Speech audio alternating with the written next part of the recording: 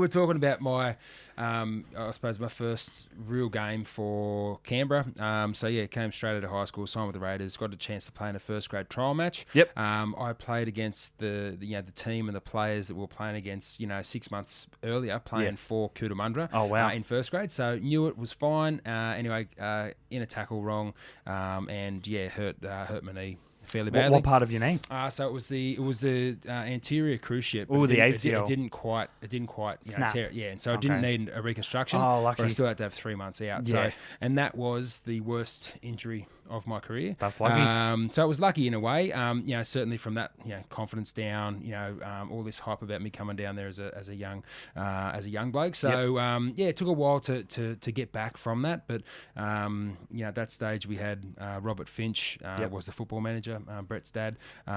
He's a great guy. Really sort of stuck by me and showed a lot of confidence in me, and I just had to work hard. It took me another probably 3 or 4 years to push through and get into first grade. And get into first grade, yeah. So, the Canberra days were great days. It was still we had guys like Jason Croker and Luke DeVico and Simon Wolford. Ruben Wiki is one of the best human beings I've ever met in your life.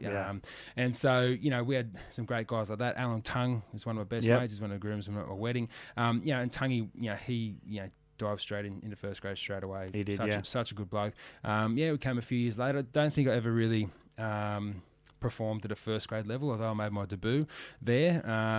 But it certainly taught me a lot about the game, and even Matt Elliott, some of the skills and stuff that he taught. Even though I don't think he really rated me that much, and when I left, that sort of showed that. But if I hadn't have wanted to shove it up his ass to come down to Manly and kick on with a career, then I probably wouldn't have. So I've got a lot to thank Matt for. But the debut was one of those things that I had to work hard for. I think it was round 9 or round 10 or whatever it was. But I had to play fantastic every game to get that chance. Whereas other guys, were coming through. They were already slated to play first grade. So got in there. It was North Queensland Cowboys. I remember I actually used to. Was it an away or a home game? It was a home game at Canberra Stadium. So we our lockers in the change room. I was sitting next to Finchy, and Finch is a good mate of mine. He'd had. I'd gone in to see Matt, and he called me in the office, said, "All right, mate, you're playing first grade." And of course, just was so pumped and over the moon that, childhood dream and something I've been working hard for the last sort of 4 or 5 years.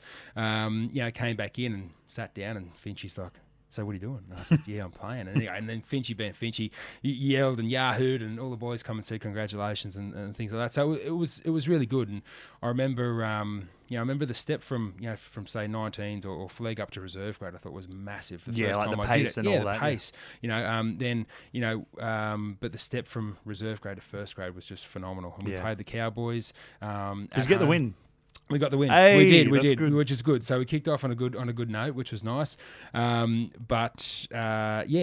remember walking down the sideline and running on the field and just feeling absolutely light as a feather. Yeah. But then about 2 tackles in with the pace of the game, the legs were heavy, heavy as shit. So, going back for a kickoff, and you got Jason Croker and Ruben Wiki and guys like that are, because you're about to take your first, run off the kickoff.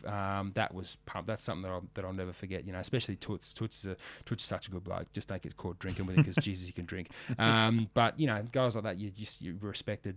Getting to play with them. Tungy, Finchy, Clinton Shishkowski, who ended up being my manager, and I played with him at the back end of my career in Wales. That was pretty special and nice for my family, and my parents and my brothers and stuff as well. So So it was kind of like a perfect first grade debut sort of thing. Yeah, it was. It wasn't huge minutes, that's for sure. But we got the win, which is the main thing. And it was a cold Canberra day, as they all were.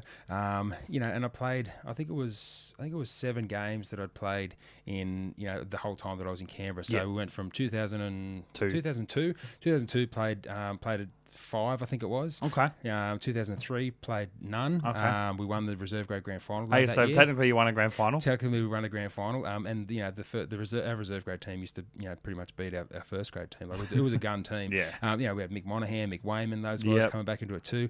2004 played 2 games. Yep. And at that stage, You were like, I want more game time. I want more game time, and I think I wanted, I wanted to. I knew that I'd have to leave there to be able to Get that opportunity. Yeah, get that opportunity, and to make my mark. And the conversation that I'd had with Matt Elliott was that offered me a contract, which is sort of a part-time contract. Yep.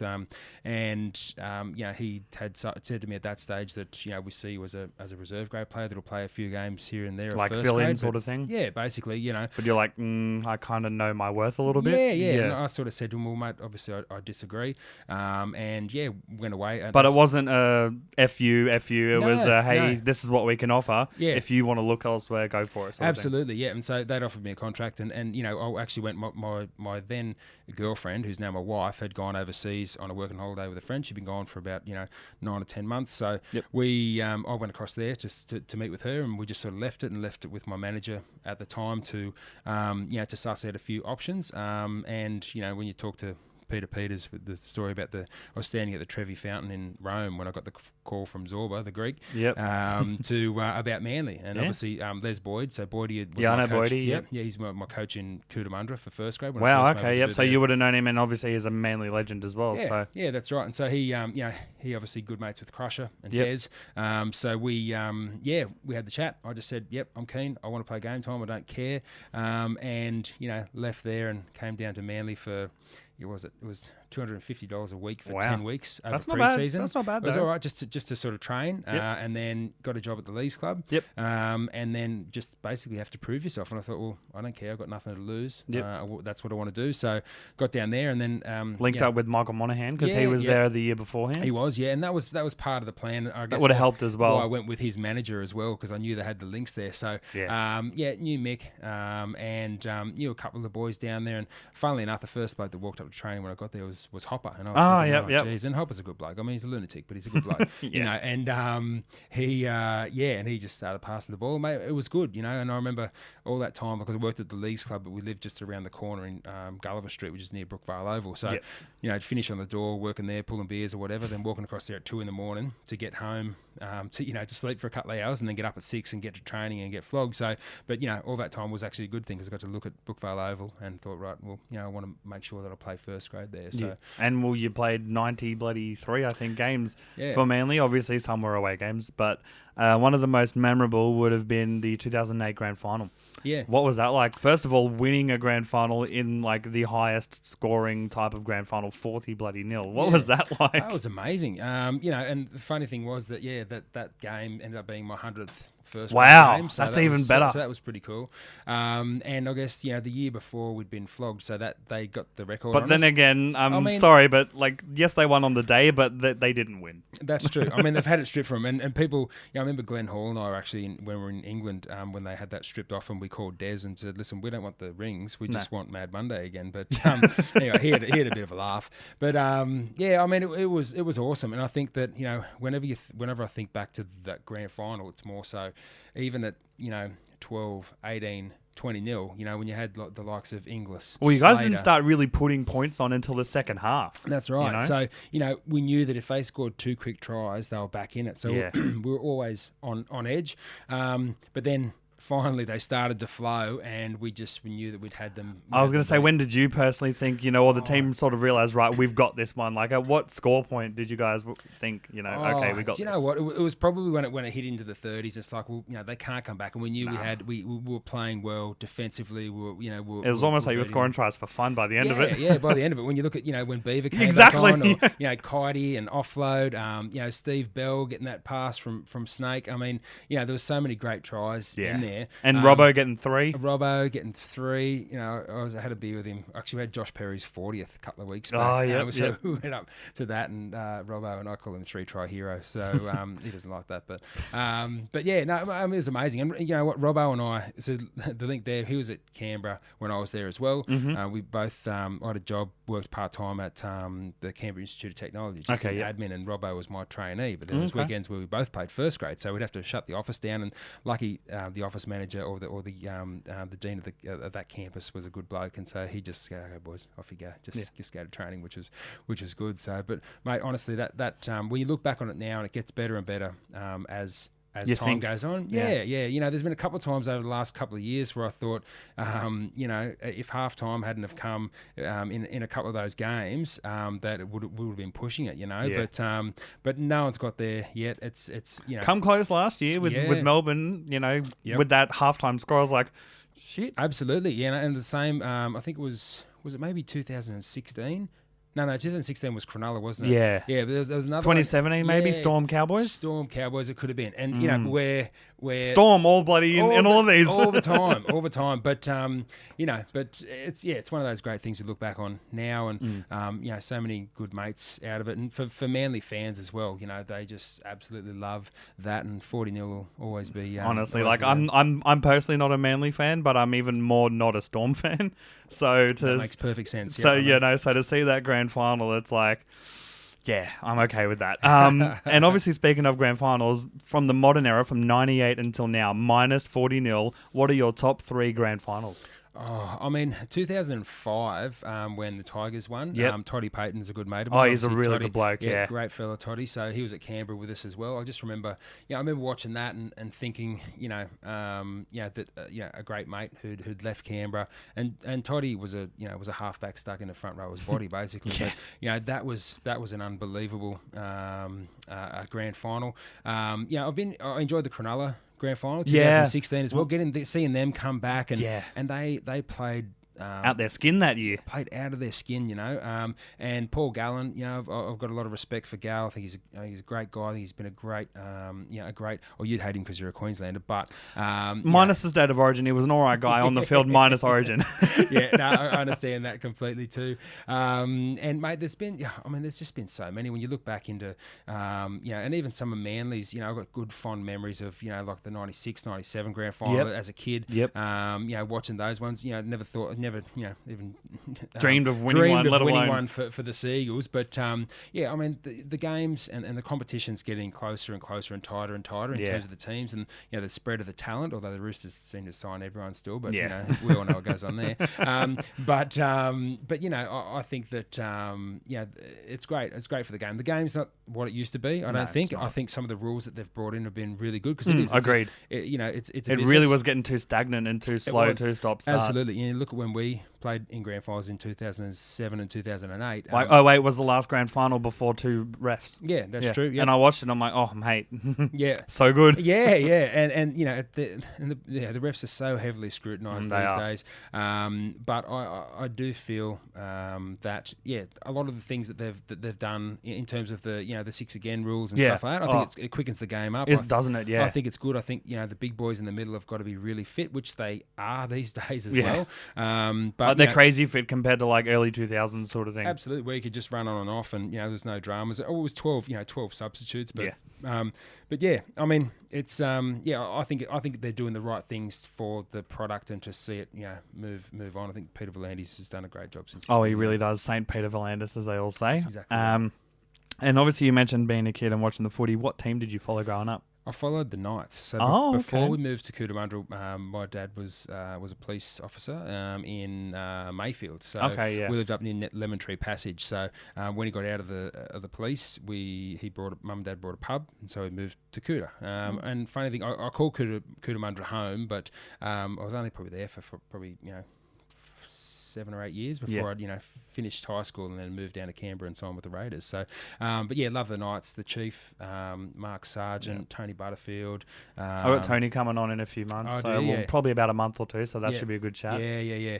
And he's old school front rower, and literally run it straight. Yeah, absolutely, you know. So, I've got great memories of, you know, going there, you know, the Henny Penny jerseys, and going in the marathon as it was back in the day, and sitting on the hill. Yeah, sitting on the hill, that was my team. You know, the Knights. I was Knights through and through. Also, we were down there. What player did you love watching growing up? Chief, I'm guessing. Chief, yeah, love the Chief. You know, I even had the flat top hairdo like him at one stage, and met him. Funnily enough, I played New South Wales under 17s, and we had, you know, Mark O'Mealy and Mark Gasnier, and soon to be future bloody and New South Wales representatives at that point. Yeah. And so we were in, and I remember jumping in the lift and was Spud Carroll and the Spud. chief. Oh. And that massive They role. I'm hate just each other sitting there so much. as a young front rower, just watching them just going, oh, wow. So, okay, guys, because we had our New South Wales tracksuits on as well.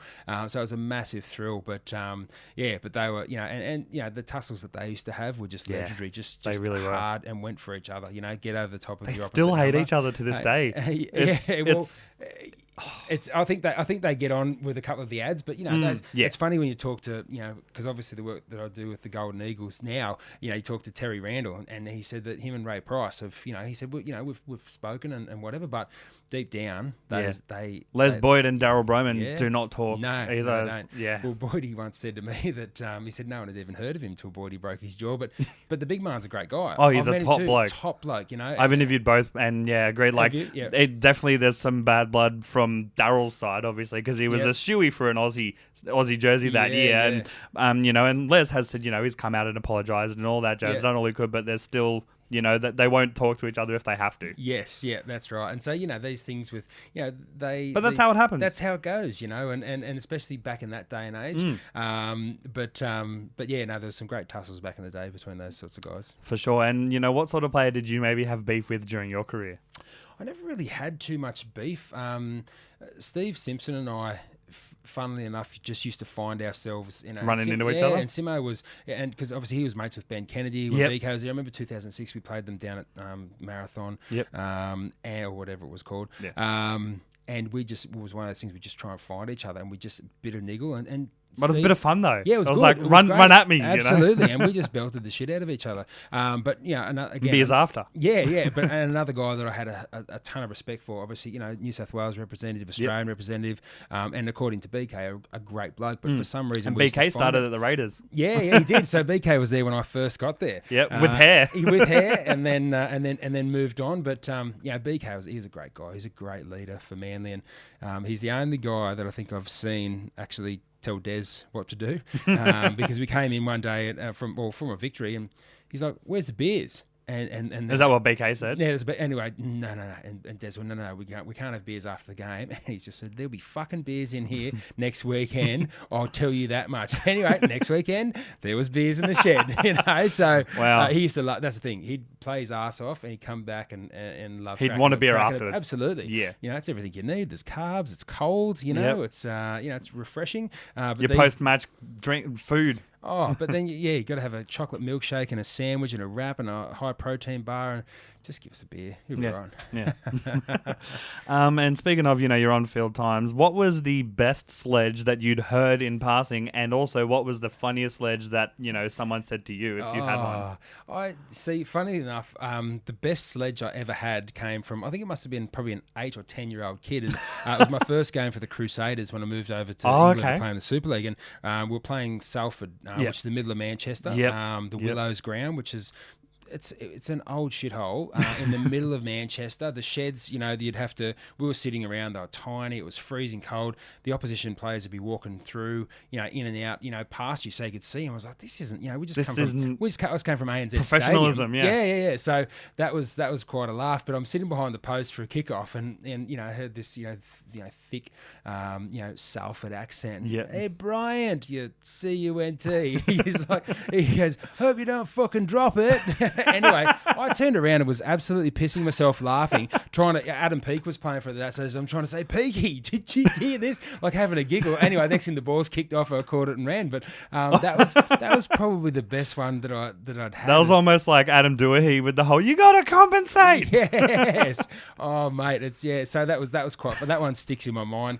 I don't know, for me, I used to love to talk a lot, especially in the scrums, and particularly in England, because I used to find that the Pommies, they'd bite a lot easier, and they'd always come try and fly out of the line at you. And we had Shane Rodney when I was in London playing there, Rocket.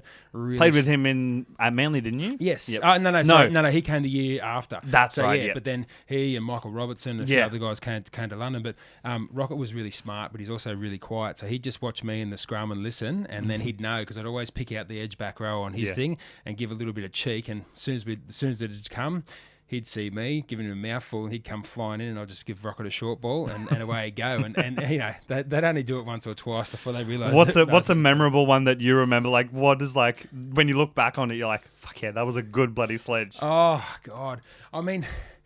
There used to be always there was a bit of shit said in the scrum, Willie Mason was always. Have you seen him mic'd up that video with the Knights back in the day? Yeah. That was so good. Well, he's like, "What are you doing in the scrum?"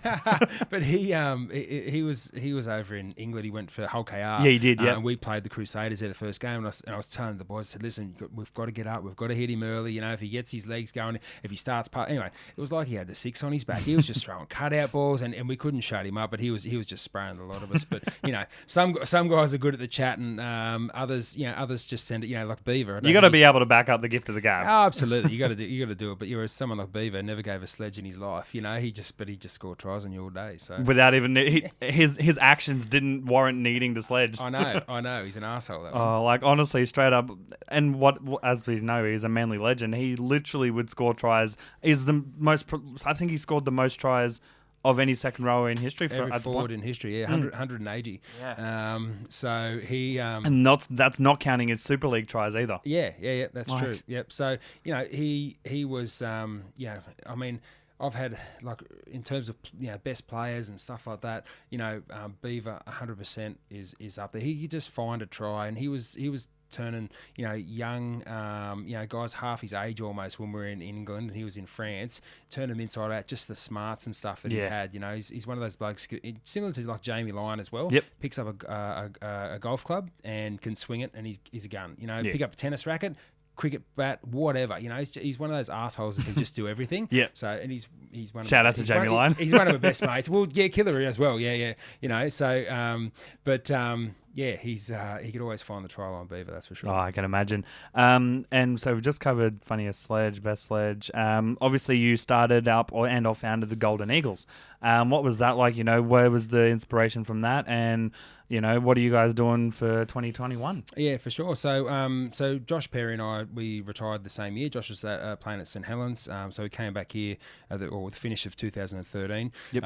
For the Seagulls at that stage was I don't know, there was a lot of politics going on. There was an old boys association that really wasn't doing a great deal. It was just sort of sat there, parked in the fence of one side. So we just decided that we'd start our own and start it new and fresh and leave your politics at the door. And so many guys, even from my era, that had been moved on by the club, club legends. Michael Monaghan's a legend. Moners, Glenn Stewart, Anthony Watmo, these sorts of guys that have been sort of brushed aside a little bit. Well, yeah, they were, and Gifty went to the Rabbitohs and Chock went to Parramatta, but those guys, if you look at the success of the Seagulls over that time, those guys were paramount to it. Absolutely, Matty Ballon. And then you throw in there Chock and Gifty. To be honest, he's up there with Beaver as one of the best players and probably top 3 best players. He could do it all. The Gift, Snake, Stevie Maddai. These guys who absolutely just brought Manly back. 10 years of just absolute dominance. And so we wanted to make sure that, not only them, but all the other guys who hadn't left maybe on the best terms, but come in and just to make it and run it properly. Yep. So we started out, the first time we had something was, 5 or 6 of us going to the footy. And just was a couple of guys from the 50s, Normie Pounder and a few guys like that. And then the first Golden Eagles reunion that we held, we had, I think it was probably about 40 people. Wow. We sat up on the hill, we had some drinks over at Lee's Club beforehand, and you fast forward to 2019. Obviously 2020 was a bit of a write-off with COVID and things like that. Yep.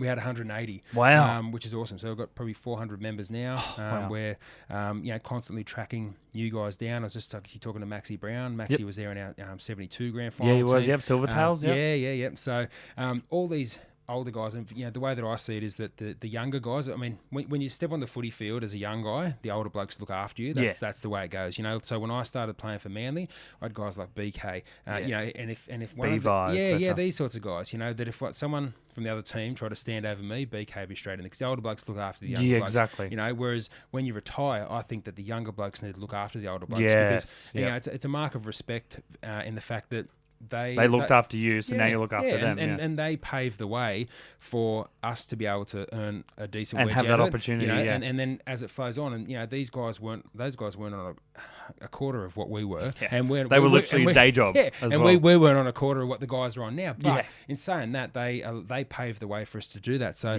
for me, I think that by organising it, putting them on, and you finish playing footy, and you have this team, this tight team, but when you finish, there's nothing. Yeah. And so you're left to your own devices unless you play 300 games and you get a bloody Fox Sports contract. Yeah, that's right. So what I wanted to do was be able to, build the Golden Eagles as a brand that would sit in alongside the Seagulls, so that when you step out of the Seagulls, you step into the Golden Eagles. Yep. We're about to get a merchandise range through Dynasty, who does the Seagulls. So Stephen Humphries is the current Seagulls CEO, and Luke Tucker, who's the Chief Marketing Officer. Yep. Huge supporters. Obviously, Des is a massive supporter as well. Of course. Because, former player and coach, winning grand finals in both capacities. Yeah, that's right. And so, and we just add value, and especially to now with, there's so much commercial value in the ex-players because there is so much success. So, when you're getting, if you can't get the current players there because if they're in the bubble or this sorts of thing, it's Beaver and Max. That's why I try and focus and, get former players such as yourself onto the podcast because obviously, don't get me wrong, current players are great, but it's also, you need to hear stories from, back in the days. Yeah, absolutely. So, and that's where we're at the moment. So we've now got Golden Eagles Day. So we have... what day is that each year? It depends. This year it's round 21 against the Knights. At home? Yeah, it's at home. So we used to have it on the last Sunday game of the year, but we found that, severely hungover on the Monday, definitely. It's always a great drink, let me tell you, because the last few times we've been down at the boat shed down in Manly. Not even made it to the game. Stumbling out of there with Brett Stewart and Anthony Watmo and a few of the boys. But we tried to. Now we're making it more of it's a Saturday game, so you can come down. We want to make a weekend of it. You know, my theory is if you bring the wife down, you look after her on the Friday night. We'll have a dinner somewhere, and then the boys can go and play up on the Saturday, and then you've got Sunday to recover. So there's a bit of smarts in behind that, you know. So, but that's what we're doing at the moment. A lot of the current sponsors and stuff are also keen to to get behind it as well. And the funny thing is, you put on free beers, and ex-football players come running. So straight up, because beers, more beers, as Victor Radley says. Absolutely. Honestly, wicked. Like, mate, that's amazing what you've done with it. And how you've started it up. It's honestly amazing. I can't even bloody fathom that.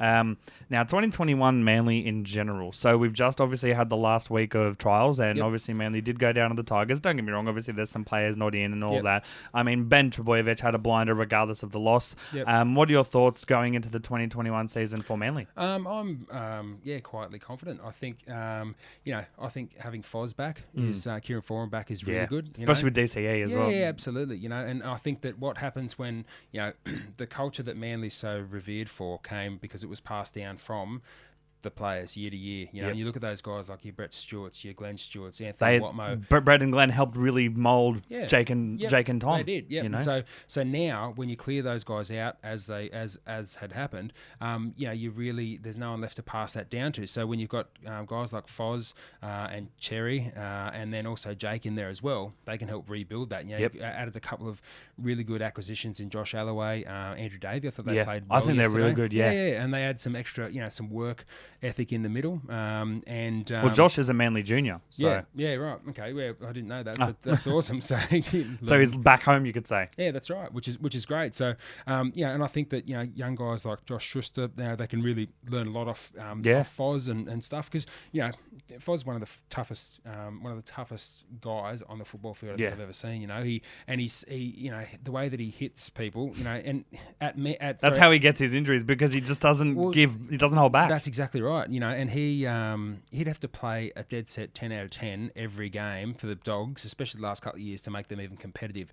Whereas he steps back into Manly, where he's got Cherry on the other side, and he knows how, and they play well off each other. It's been proven and tested. Yep, and so they've got a good they've got good people and good strike weapons across the park. So I think it's going to be a good year. I reckon they'll make finals for sure. I think they will. I think that the funny thing is, and what I say to people is, that every year, if we lose the first game, everyone just that's awful. I said, well, did you remember 2008? We lost the first game to the Sharks. Or 2011. You weren't even looking to make finals more or less, and then look what happened. All of a sudden, so you don't win games, and even with Tommy, like Tommy's hurt his hamstring again.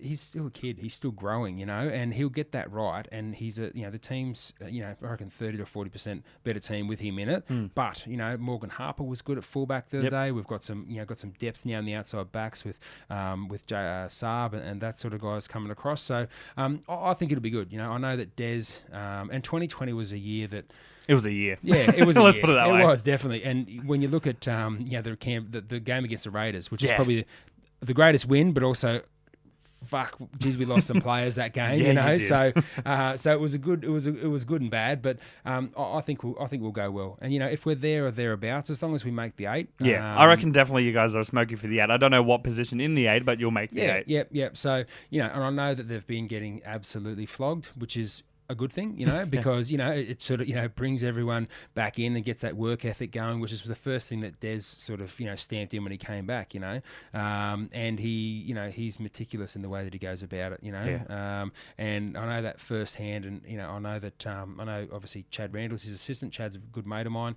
and Mick Monaghan as well as an assistant. Yeah, and you got Donnie Singh as head S&C, Yep. So they've got really good people there. They've got really smart footballers in terms of, Des, Chad, and also Monas as well. So I think they're going to be in for a good year. I reckon that literally hurts me to say that because I'm not a Manly fan, but I reckon they're definitely going to be they're going to turn some heads going. Yeah. Who was your inspiration as a kid? Not necessarily Chief, but in general, who was your personal inspiration for in general? In general, I mean, I always related them to to sports people. I was a big fan of Michael Jordan. Playing basketball in high school. Did you watch that Netflix documentary? I did. Yeah, it was awesome. How good? It was amazing. There's a Tom Brady one coming out. Apparently, I can't wait to see that either. I'm a massive fan of the way that he handles himself. On the football field, obviously, but then the way in general in life, I mean, even throwing the trophy, though, that was amazing. You never see Tom out of, a little bit pissy. My heart freaking sank if he didn't catch that. That's the thing. I was looking up there. He's got all his receivers up there. It's like someone's going to catch that for sure. We didn't throw the trophy around. We got it, but, it was in a few. There's actually a funny story where Glenn Hall grabbed us and it was Josh Perry grabbed us. Yep. He grabbed myself, Glenn Hall, Heath Lestrange, and we went into the showers. He said, "Oh, boys, get your gear off and come in the showers with the trophy." Anyway, I was like, why? Anyway, guys, just do it. It must have done it in 2001. Anyway, so here we're all crouched around the trophy and whatever, and in the nude, things covered up and whatever, but I might have been laying something on Hawley's back, but that's all right. I've made a joke of that, but yeah, that was about the most precarious position we had the trophy in. And the funny thing is, I've never seen that photo, so I don't know where it's gone. But I hope it doesn't surface. Someone's got it. I hope it doesn't surface. It would be a bit awkward, but yeah. Nah, that's really fucking funny. What advice would you give to your younger 18-year-old self, knowing what you know now? Oh, geez, I'll tell you, it's one of those things that. Good thing to have hindsight. Oh, mate, hindsight's a beautiful thing. If I knew what I knew now, geez, I mean, I did tell one young guy who went on and kicked on and had into first grade, Jack DeBellin, even though Jack's in a lot of shit at the moment, but he came up to me after the 2008 grand final. We were How old was Jack then? Jack was only a pup. He was only really young, so he was about to go down for his first trial at St George, and he asked me for some advice. And I said, mate, just get as big and strong and fit as you can, and It's bloody huge. They'll teach you everything else, and mate, and he did, and for me, I think that's probably another, bit of advice that I'd give. One of the things that I try to tell young guys these days, and Brad Parker and Cade Custon, Manasseh Fainu, and these guys, they played in our. I helped Chad with his SG ball team a few years back. Anyway, talk to the sponsors, get to know the sponsors, see all the sponsors that I knew, I still know now, but that were back in the day when I was playing. When you finish, you've got a great network of people who who will look after you. You build these relationships, and that's the thing. When it's genuinely a who you know. It is, absolutely, and there's so many people in there that that you can if you don't know what you want to do, or you're looking for an opportunity, or need someone to bounce things off business wise, these are all successful business people. So that's definitely one bit of advice, and and similar, just. Train harder. You train harder. You think it's tough. Doing preseason, although preseasons are tough. Then try, kids work. Doing all these study things after nowadays. Study, work, training kids, all and going to play footy as well. Absolutely. So so you got to do it. But there'll be plenty that I'd teach a younger a younger me, that's for sure. Yeah, that's fair. Just checking my list. Advanced team flies. Actually, I'll quickly cross them off, the ones that I've covered. Golden Eagles, Raiders. More or less. So what are you doing these days with yourself other than Golden Eagles? So I'm a real estate agent Okay. and auctioneer. So selling properties on the Northern Beaches for Cunningham's property. So Okay. they're the Northern Beaches brand company. It's good. It's obviously the market's hot at the moment, and auctioneering is something that I enjoy. It's basically standing up in front of a crowd and talking, bit of banter, Yep. taking some numbers and some offers, So, it's good. And obviously the Golden Eagles is taking up a bit of time now as well, which is good. Amongst that, 2 kids. My little boy just started high school. Oh, wow. Which has been a bit of a culture shock for him to have. He's got to get up early and he's got homework earlier. Yep. So, my wife's got a really successful business. She's a registered nurse, but she does cosmetic injectables. So, oh wow, okay. HB Aesthetics up in Newport. So I'll be sure to link that in the description. Yeah, for sure. Yeah. So she's flat out. So it's good. We just bought a house in Newport 2 days ago. So we're getting our place on the market at the moment to sell. And life's good. Life's good. Miss the footy. Miss the footy. You always do. It's funny. I spoke to Ian Thompson McGilla. It was probably 2 or 3 years ago at a golf day or something. Anyway, and we were talking about, someone asked us whether we miss it, and of course we do. And then McGilla turned to me, goes, mate, he said, I still reckon I could pull on a pair of boots and have a crack right now. He said, and you really miss, the mateship, but then even just the competitive nature of the game, getting out there, getting there for the win. Yeah, absolutely. So, definitely do that. But would you possibly, if you were given the offer for Legends of League, would you get involved in that? I played Legends of League. Yeah, it was good. And I guess the first year we played the first game, and we had we lost the first game, won the second one, but then we made it into the semis. Yep. So the next year that we played, and that was a Cliffy had a blinder in the first game. Yeah, he crushed it. But I said, boys, let's not try too hard, because if we finish early, we go back in the sheds and drink beers. So that's it. So we played 2 games, and then we just sat in the sheds drinking beers. And what it was just great to catch up with all the different boys. I was at Legends of League in 2019. Thank you to them for giving me a media pass, and I got to see all of the lads just literally shooting the shit about the old days. It was great. It was so good. And then the girls obviously came down. My kids who had seen me play when they became ball kids for the days. As far as I'm they did. So it was good. And Hopper wore a glove. Hopper wore a glove. That was pretty funny. Daniel Abrahams, they hemmed it up for a bit of a thing for the crowd, but the papers, of course, as they do, just made a big deal of it. But I think those days they're awesome days. You're bringing a whole bunch of different blokes together, and you end up chatting to people that you never played with, but you played against. Or played against, but you never really knew. Even the NRL reunion they have every year before the grand final, it's pretty good. You go there and a couple of beers and catch up with guys, and you end up talking to people. I ended up catching up with Hutch Mayava. Big Hutch played for the Bulldogs when I was at reserve grade, and we had this massive tussle, he and I, and we had a great time. We used to beat the shit out of each other. And and I just said to him, mate, I never knew you were such a nice bloke. And he said, I never knew the same about you, but and so things like that are always good, and like I said, as you get older, you actually look back on things more fondly, and remember a lot more of the good times. Yeah, for sure. And speaking of, opponents and whatnot, who was your toughest opponent individually, and who was your toughest team to go up against mentally for yourself? Toughest opponent. I mean, I speak so highly of Ruben Wiki, because we used to have, as a young bloke in Canberra, we used to play euchre up the back of the bus, and Rubes was just such a great bloke to play alongside, and on the other side, so hard to play, because he just never gives up. Yeah. He's hard as fucking nails, but just such a legend of a guy.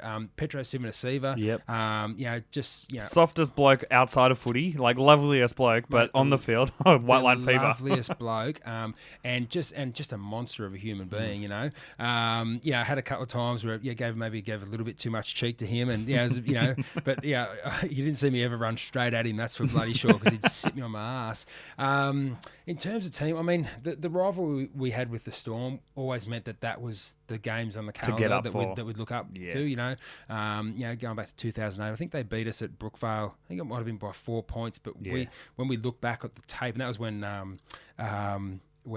Kitey got into a stink with Mick Crocker. Yep. You know, who, again... I've interviewed both of them, and they're good blokes. Croc is one of the best blokes. Funniest bloke I've ever... fucking hated him when we played. Hated him when he's at the Roosters and everything. But then now at the Legends of the League... Yeah. Oh, he's a funny fucker, isn't he? He's such a good bloke. Like, and just, honestly, he's one of those people that, that you've met after footy had finished, and such a good bloke. Like, you're a top bloke. Yeah, like holy what? Shit. When did that happen? You know, but because Beaver's known him for years and always spoke highly of him. But you're like, I'll believe it when I see it. That's exactly right. But mate, really good bloke. And so those games and that game in particular, you know, we played like shit. We watched the tape back and thought, wow, how did we get away with losing? Yeah, just how by did we 4? lose? Yeah, that's right. And so we knew then that we'd actually get them. You know, we knew we could beat them. So it was good. And it was one of those things that in-house that gave us that confidence, even though we lost. You know, the way that Des coached it and spun it and showed us back the tape, you know, it meant that we... Because, like, here's where you went wrong. If you just did this differently, you've got it. And it shows you that, you know, those swings and roundabouts in the game, whereas, hey, if that didn't go this way, then we've got the ball, we're down their throat, you know, so that's the way he goes about it. So, but yeah, mate, the Storm was always that one that was always in the calendar to make sure you're up for it. Yeah, for sure. I'm just going through, just making sure I cover this pre-game. Oh, yeah, did you have any pre-game routines or rituals? And if not, who had the weirdest one that you remember? Not really. I mean, I went through stages where I was having hot and cold showers before games. When I first got to Manly, I kind of had a few different things that I'd do, but wasn't really. So as long as I did a couple of them, that was okay. And I didn't, if I missed one of them, it wouldn't be the end of the world. So I'd always eat the same thing on game day. Get there and have the caffeine drink and walk around, all that sort of stuff. So it wasn't anything too structured or too too over the top. The weirdest one that I ever saw was I know Mick Crocker has a spew every time the 2-minute bell goes. Yeah, every time. The weirdest one. Even Legends of the League. Yeah, really? Yeah. I didn't know that. Beaver would always run out last because he needed to take a nervous piss before he went out. Oh, okay. And even now, I call him the Fimble because he's got a bladder the size of a thimble. We go for a beer and he's just racing off. You know, like you can't drink in a car with him because he just got to stop every 10 minutes. But that was probably a weird one. Beaver, he'd have like 3 or 4 nervous pisses before he'd go out to play a game. But there'd always be that one as to why he had to run out last. Yes, that's right. And always. Was there ever a game that he ran on first just because milestone games? That would have really thrown him off. Yeah, that and when he was captain. So that would have been awkward for him, but I think he had to just restructure it. But yeah, those games, and then at the back end of the career, he was coming off the bench. So, he got to sneak back in, go for another wee. But yeah, I don't know. I always found that a bit weird. But that's so interesting. We've done 2020 and advice for younger self. We've got one topic left, and it's: is there any advice you'd give to any youngsters, wanting to try and make it in the big league one day? Oh, yeah. I mean, that's the thing these days is, and the way that I coach my little boys team, I think he's actually, my young bloke's going to have a year off it. He's in under 12s, and, he enjoys it. He doesn't love it. I don't know. For that, as young people, coming up, it's just all about having fun, enjoying yourself. You realise pretty quickly that... whether you think you can make it or not. Yeah, that's it. And you've always got people, in your ear, and a lot of mums and dads that think their kids are the next superstars. So just let them have fun. They're bloody kids. Take it seriously when they're about 16, maybe. That's exactly right, because you're not going to know until then. And even then, you've seen so many people who are going to be the next big thing that just fall in a massive heap, So, for young players, and probably especially for mums and dads, and that's what I try to teach them, was just the basic skills, get those basic skills right. Yep. And, then you can build on them. And as you get better and better, they come a bit more and more fluid.